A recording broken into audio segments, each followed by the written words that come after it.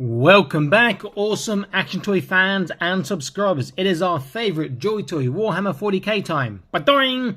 Yes, I have the Helbrute, the first dreadnought from JoyToy that is Chaos, that is non-Space Marine. Look at the box first, and let me just say this box is big. Now, to give you an idea, let me just move over to the side. If I get the Blood Angels one, you can see that it is taller. If I turn to the side, not only taller, sorry, it is wider. And if I turn them both to the side, you will see that it is considerably deeper as well. So this is going to be interesting. Okay, and on the back of the box, we can just see pictures. Now, when this was first shown, people got excited. We start looking at the paint apps. Like, look at the paint apps on these sort of fleshy arms. There's not enough contrast. It just looks a bit, yeah. The sculpting looks great, you know, but that just looks a bit, yeah. And also worried about the articulation because of these sort of things joined there. So, what's it going to be like? The only real way to know is to open up this bad boy and check it out. So I'm going to open it up, we'll take a look, and we'll do some comparisons and so on. So, back in an instant. Let's get into this. Okay, here he is. I'm about to say he's a brute of a figure, but he's called Helbrute anyway. But yeah, he is a real brute. Very broad shoulders, you can see. Looks pretty cool. First impressions, I've taken him out. Obviously, I've had a very quick play for about 4 minutes, 5 minutes, and discovered some things. And there's probably more things I'll discover in this review, or probably after the review. As I said, that flesh, if they were to, or if you were to dry brush that an appropriate color, that would really pop. And then maybe re-ink it after. It needs more work done. But it is pretty cool, and it's got better articulation than I was expecting. So let's take a look, a close look. So front, we can see here lots of things going on. I love the unevenness, the unsymmetrical, where it's got the little horns here and here. Very cool. Coming to the sort of the head there. It's the gun, but really look at that. That should have paint apps inside, or sealed that little line that goes down the center there. Come to the side. This part you can have to assemble yourself. You just pull it out, and you can, well, just push it in rather. You can pull it out afterwards, which is good. So at least you can rebox it there. Looks pretty cool. Come to the back. You can see all that flesh color along here, or that fleshy areas here. Not enough going on in terms of paint apps in the legs as well. You need to have dry brushing on that, and then maybe re-inking again. The sculpting is okay, but it needs more on there. But that is pretty cool. And this sort of metal spine, that's pretty good. A little bit of a very light chainmail dry brush on that. I'm going to really make that pop more. It's okay on these sort of exhausts here. Again, maybe a bit of chainmail dry brushing to make that pop. Will be a little bit better. Very nice. Great sculpting here. We can see the side with the sort of hammer arm. Looks pretty cool again. Let's get slightly higher up so you can see the legs and the waist from the back. Pretty nice going. Okay, so let's go through the articulation stroke features that I've discovered in the first sort of 4 or 5 minutes that I've been playing around.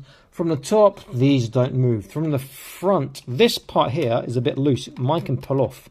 So you could, in theory, pull that out, but there's nothing behind there. And I can't see how this can come out. The head does turn left and right, and there's a small, well, there should be a small forwards or up, down as well. But there's nothing else that I can see that can move from there.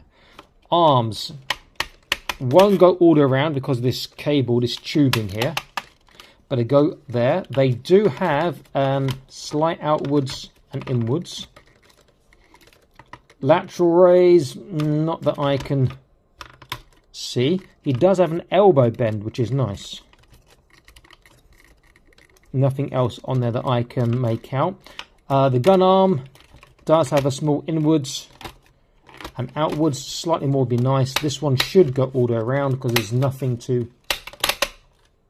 I say nothing to impede it. I've just pulled off the tube. There was a tube on the back. This is so stiff. You're scared of actually snapping something. Let me just push that tube back in. But that could, in theory, go all the way... There we go. All the way around. You can unplug the tube if you want. There's no bend in this arm. I'm telling a lie. There's a small bend in this arm. Small bend, which is, you know, it's not a lot, but it does make a difference. Waist, it's a ball joint, sort of, so it's a small forwards, backwards, small, tiny side to side, a little bit of a turn. Hips, yeah.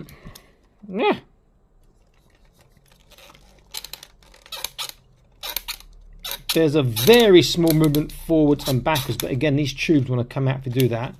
And, wow, this left leg of his doesn't want to move much. Armor pops off. Let's push that back on. There is a knee bend, however. It is small. One click, but at least it has something that does help. And then the feet, the same, these sort of like piston style things is pretty cool. But they're kind of hiding from the back, you will see. And that armor top popped off there, and that one's popped out there. Nah. But it's not a lot of motion. They would have really been good on this if they added toe articulation, because he's actually quite top heavy, and toe articulation would have made actually quite a bit of difference, I think, to this itself. But having said that, there is enough articulation to get some good basic poses. Having that knee bend adds, and having the fact that you can straighten the arm and there's a small outwards, no more, and inwards on the arms does make a difference. He is a great looking figure, great looking toy, but as I said, does need more paintwork. Size, they said in the box, what, 23 something? I make this about 23 to the top of the exhaust there. Now, the camera's at an angle for you, so it might look a bit off, but it's about 23. Can you see that? I'm not sure. Width-wise, if I go from the canister I plugged in to the end of the hammer, is 30. So very, very wide. I won't do depth. I have to put the arms down for that, but you see that he's a big boy. Okay, let's compare him to the Blood Angels. Is it Furiso? I forget. The Blood Angels Dreadnought that I had the box out earlier. Let's get him a semi-posed at least. To have some semblance of I am also a badass. Let's have a look. Can they both fit in camera? I think they can. Just about. And you see he just he just looks phenomenal. But here's the thing. The Blood Angels one, in my opinion, looks better. However, if that flesh colour was to be dry brushed, painted up on the Helbrute, I think it would just smash the Blood Angels one in terms of aesthetic and in terms of its appeal. But it's a nice looking mech, I have to say. An interesting thing with the Blood Angels one. Can I show you this now? Even though it's not this. If you pop these parts off here on the sides at the front, can I do it now? No, I won't do it now. You'll get the same names you got on the same sculpt and the names that you got on the Ultramarines one. Okay, looks pretty good. I will use my Invicta Warsuit Pilot also as a figure. Can barely see him as a figure comparison because he's on my desk anyway. Let me get this hammer down a little bit. And you can see it is very imposing. If I grab a regular 1/18 scale, I will use. Let me use ZYG, my custom ZYG with the scientist legs from Fawn. I love this figure so much. I'll stick him in front. And he says about twice the size of ZYG, or slightly bigger than twice his size. Great looking mech. Now if you enjoy this sort of content, please do consider supporting us on Patreon, link in the top right of your screen. Now, exclusive content, see videos early, and you get free entries or inclusive entries into the raffles when we do them. I do like this a lot. It's a lot better than I was expecting, but that disappointment, that initial disappointment with the paint apps on the flesh colour is still there. Now, it does have inking. You can see there's some inking in the grooves there. But really want some dry brushing and then re-inking again maybe to make that really pop. But it is a fantastic piece of loads of shelf presence. I think that's going to really make your Chaos forces from these JoyToy Warhammer 40k line just look amazing having that in there too. And loads more great things from JoyToy coming as well for Warhammer in the coming months. Great addition to the line. Looks absolutely fantastic. It's just a huge brute. Not that has issues other than paintwork. As I said earlier, that sort of plastic line you can see inside there. Let me get a bit of light. Yeah, should have done something about inside the barrel, I feel. But other than that, and the paint apps, I think it's good. And the articulation, considering what they've got to work with, the size, the bulk, the sculpting, etc., I think they've done a pretty good job. It's better than I was expecting.